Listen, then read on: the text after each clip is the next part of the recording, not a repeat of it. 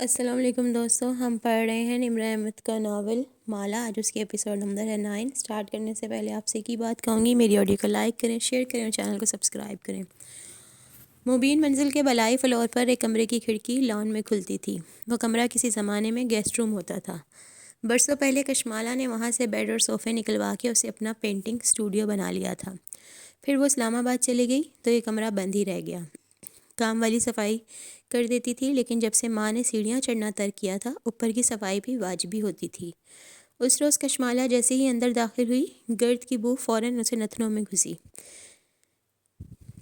کمرہ خالی خالی سا تھا۔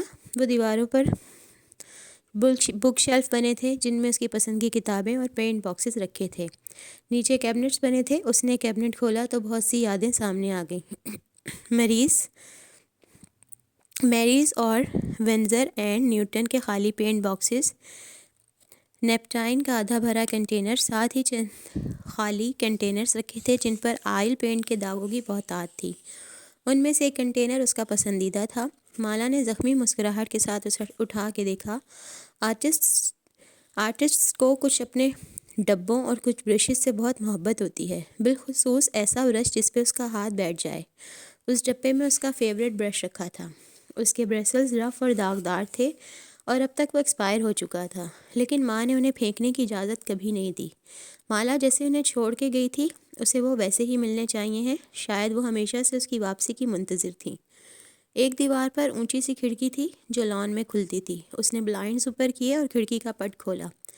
گرد کی ایک تہہ اڑ کے آنکھوں میں آئی۔ نیچے لان میں گارڈ چیئر پر بیٹھا کیف اسکیچ بک پہ تیز تیز پینسل چلا رہا تھا۔ آہٹ پہ اس نے گردن اٹھا کے کشمالہ کو دیکھا، پھر اسکیچ بک رکھ کے اٹھ کھڑا ہوا۔ کوئی کام ہے باس؟ ماں کی غیر موجودگی میں اس کے منہ سے باس پھسل جاتا تھا۔ لان میں لگا بوگن ویلیا کا درخت پینٹ اسٹوڈیو کی کھڑکی تک جاتا تھا۔ وہاں کشمالہ کھڑی تھی، جامنی پھولوں اور سبز شاخوں کے درمیان وہ کسی پینٹنگ کا حصہ لگ رہی تھی۔ گلابی شلوار قمیص میں ملبوس، بال اونچی پونی میں مکیت کیے، دوپٹہ ایک کندھے سے گزار کر دوسری طرف باندھے، وہ یقیناً کام کے ارادے سے اسٹوڈیو میں آئی تھی۔ وہ جلد یا بدیر تمہاری حقیقت جان جائے گی، پھر وہ تم سے نفرت کرے گی۔ وہ چند لمحے گردن اٹھائے اس پینٹنگ جیسی لڑکی کو دیکھے گیا۔ جب اس نے یہ جاب شروع کی تھی اور اس کا کشمالہ مبین سے تعارف ہوا تھا، تب وہ اس کے لیے ایک تصویر تھی۔ وہ اسے نہیں جانتا تھا، اس لیے 2 ماہ کے لیے اس کا گارڈ بننا مجبوری کے ساتھ ساتھ ایک ایڈونچر بھی لگا تھا۔ وہ 2 ماہ بعد یہاں سے چلا جائے گا، بعد میں وہ جان بھی جائے تو اسے کیا، وہ اس کا کیا بگاڑ لے گی۔ کچھ دن بعد وہ اپنی زندگی میں مصروف ہو کے اس لڑکی کو بھول جائے گا۔ اور اب وہ سوچ ایک مذاق لگتی۔ وہ کیسے اس لڑکی کو، اس کے گھر کو اور اس کے پودوں کو بھول پائے گا؟ تم اوپر آؤ اور سلیم کو بھی بلا لاؤ، وہ اوپر کھڑی کہہ رہی تھی۔ کیف چونکا۔ آج ہم نے اسٹوڈیو کو صاف کرنا ہے، وہ پرجوش نظر آتی تھی۔ یہ طے تھا کہ اسے ماں کے ساتھ رہنا تھا، مگر اس کا یہ مطلب نہیں تھا کہ وہ گھر میں بیکار بیٹھے گی۔ اسے بیکار بیٹھنے کی عادت تھی، نہ شوق۔ اس کے ذہن نے ایک نئے پلان پہ کام کرنا شروع کر دیا تھا، اور ورک فرام ہوم کا پہلا اصول ہی یہ تھا کہ وہ گھر کا ایک کونا اپنے کام کے لیے مختص کر لے۔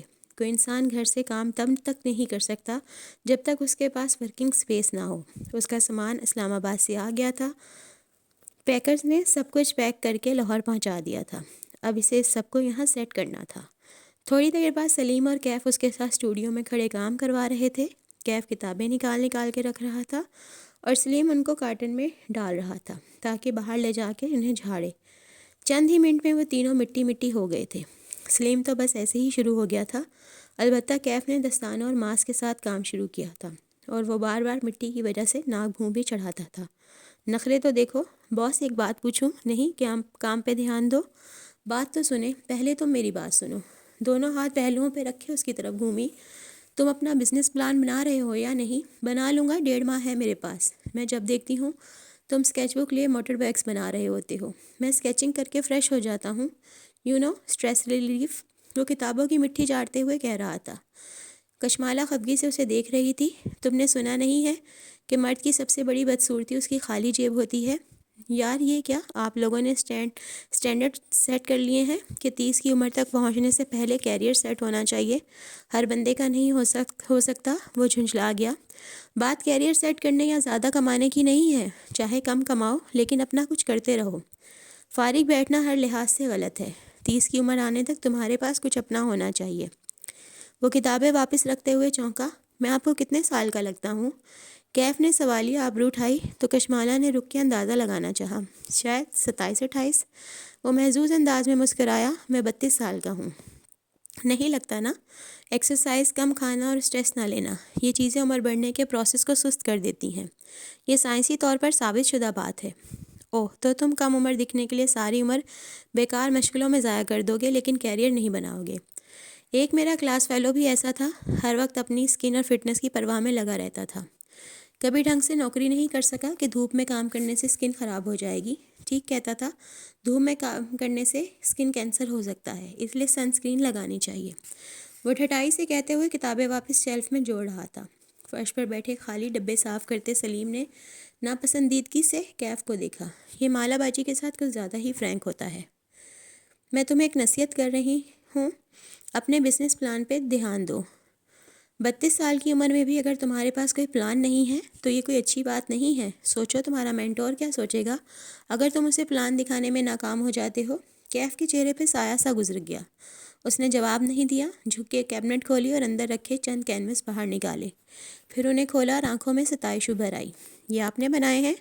ظاہر ہے میں نے بنائے ہیں۔ اب تم کہو گے کہ یہ بہت اچھے ہیں، تو مجھے پہلے سے معلوم ہے کہ یہ بہت اچھے ہیں، اس لیے کام پہ دھیان دو۔ کیف نے مسکرا کے کینوس واپس رکھے۔ ویسے آپ کیا کام شروع کرنے لگی ہیں اب؟ اس نے وہ سوال پوچھ لیا جو وہ شروع میں پوچھنے جا رہا تھا۔ بتاؤں گی، وہ بے نیازی سے کہہ کے کام کرتی رہی۔ کیف نے چند لمحے اس کے جواب کا انتظار کیا، پھر اسے احساس ہوا کہ کیف جمال ایک ناکام انٹرپرینیور ہے اور کشمالہ مبین ایک کامیاب انسان۔ وہ ایک ناکام انسان سے کبھی رائے نہیں لے گی۔ اس نے گہری سانس خارج کی اور اوپری خانوں سے چیزیں نکالنے لگا۔ وہ ان دونوں سے لمبا تھا، اس لیے سب سے اوپر والے خانوں کی صفائی وہی کر سکتا تھا۔ شیلف کے سب سے اوپری خانے سے اس نے کتابیں نکالیں تو کچھ فرش پر گرا۔ وہ چونکا، کتابیں ایک طرف رکھیں اور پنجوں کے بل نیچے جھکا۔ وہ ایک طے شدہ کاغذ تھا۔ کیف نے ہلکی سی گردن موڑ کے دونوں کو دیکھا، ان کی اس طرف پشت تھی، کسی نے وہ کاغذ گرتے نہیں دیکھا تھا۔ کیف نے دھڑکتے دل سے اس کی تہیں کھولیں۔ اندر لکھی تحریر کو وہ ایک ہی نظر میں پہچان گیا تھا۔ اس نے نامحسوس انداز میں کاغذ جیب میں رکھ لیا اور واپس کام کرنے لگا۔ شام تک وہ تینوں مل کے اس اسٹوڈیو کو چمکا چکے تھے۔ ماربل کا فرش دھل کے خشک ہو چکا تھا، کھڑکیاں اندر باہر سے صاف ہو چکی تھیں۔ ایک فرق ٹیبل کھڑکی کے پاس رکھی تھی جس پر کشمالہ نے اپنی ضروری چیزیں سجائی تھیں۔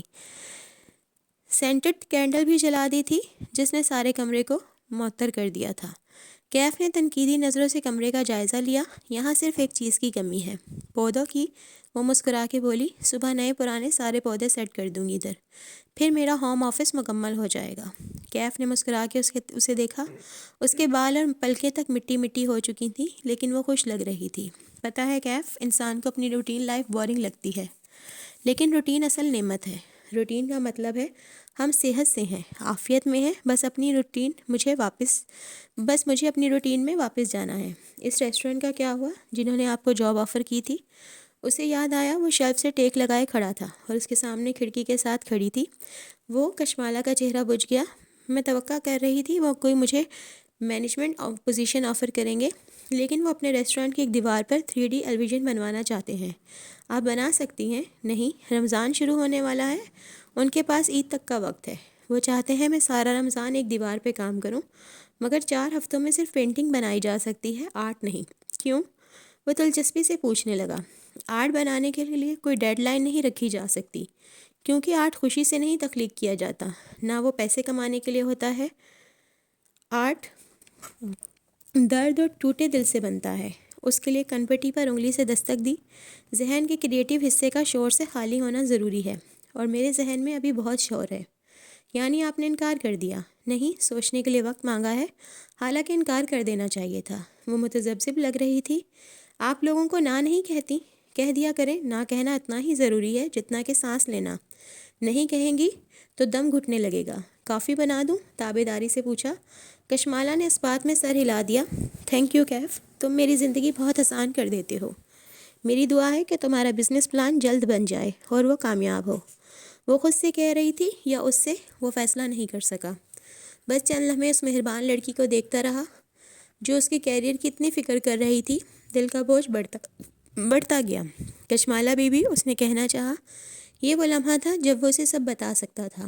اسے مالک کی بات نہیں سننی تھی، وہ اسے اپنی مجبوری بتائے گا، ساری بات سمجھائے گا۔ یہی وہ لمحہ تھا، اگر آج نہیں تو پھر شاید کبھی نہیں۔ وہ اس سے نفرت نہیں کرے گی، وہ مہربان دل کی مالک تھی۔ وہ اسے اپنے قریب رہنے دے گی، وہ اس کی حفاظت کرے گا، اس کو کوئی نقصان نہیں ہونے دے گا۔ او ہاں، کشمالہ نے سنا نہیں، اسے یاد آیا، میں نے ماہر فرید کو گوگل کیا تھا۔ آواز آہستہ کر لی، سلیم کسی کام سے نیچے گیا تھا، اسے اس کے آنے سے پہلے بات مکمل کرنی تھی۔ کیف کے قدم وہیں زنجیر ہو گئے، سانس جہاں تھا وہیں رک گیا، اور دل زور سے دھڑکا۔ تم نے نوٹس کیا تھا کہ اس لائٹر کے اوپر میڈ ان یو کے لکھا تھا؟ کیف نے اسے وہ لائٹر واپس کر دیا تھا، اور اس نے کل رات ہی اسے غور سے دیکھا تھا۔ جی، لائٹر تو کہیں کا بھی بنا ہو سکتا ہے۔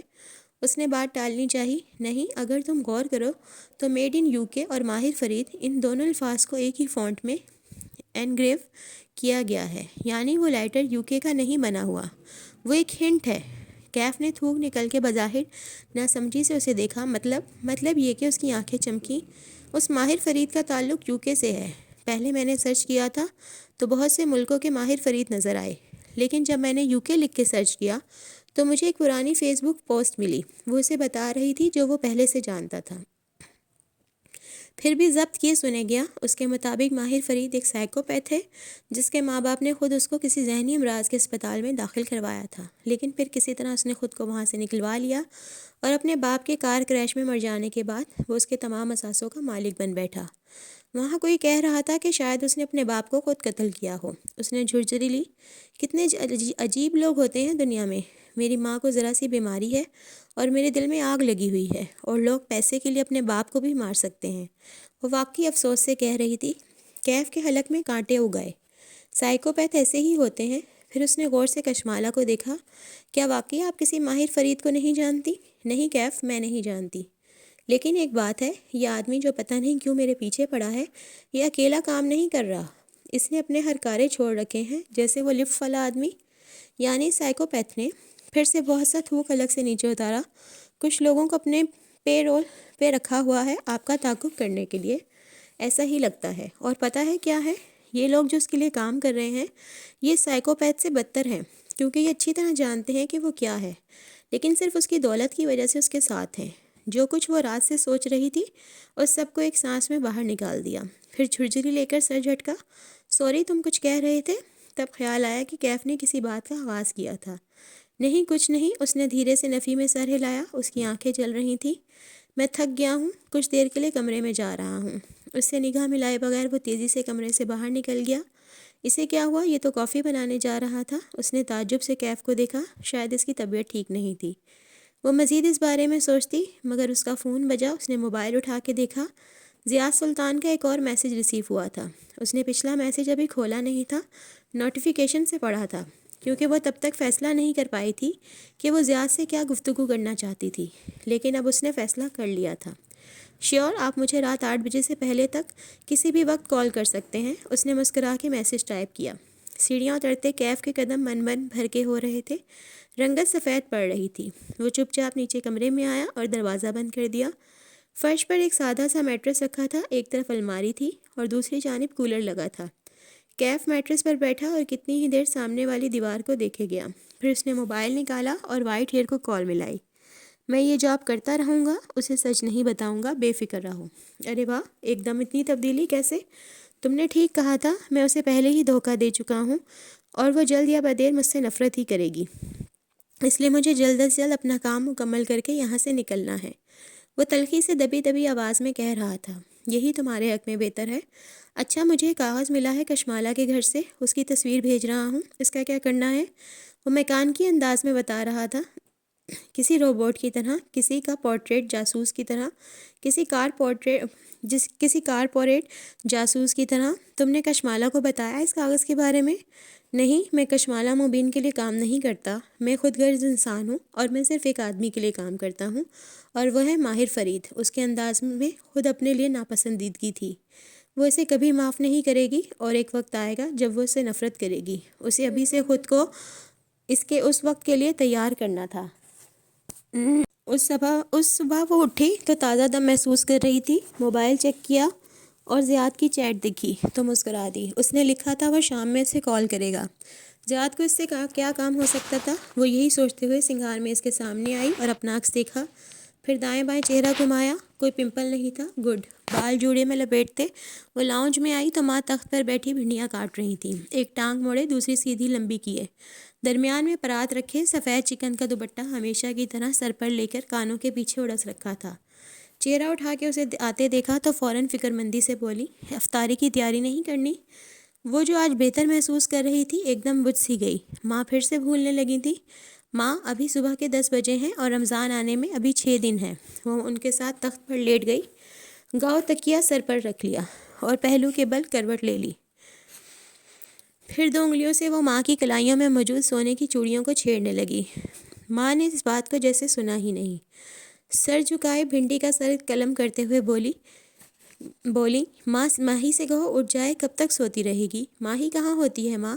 تحمل سے یاد دلایا۔ وہ بار بار ماں کو بھول جانے والی اشیاء یاد دلاتی تھی تاکہ ان کا ذہن خود سے کام کرنے کا عادی رہے۔